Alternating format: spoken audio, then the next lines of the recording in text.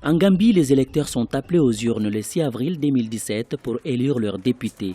Il s'agit du premier scrutin organisé sous la gouvernance du président Adama Barrow, élu en décembre 2016. Pour beaucoup, l'organisation de ces élections législatives constitue une étape importante dans la consolidation de la démocratie en Gambie. Ce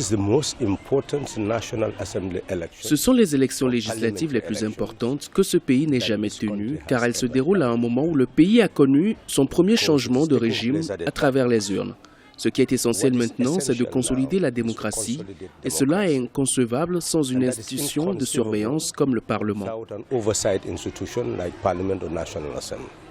Au cours de la gouvernance de l'ex-président Yaya Jammeh, le Parlement gambien était considéré comme une extension de l'exécutif. Depuis les dernières élections législatives de 2012, le parti de l'ancien chef de l'État a occupé 48 des 53 sièges au Parlement. Pour ces élections, les citoyens gambiens s'attendent à un changement.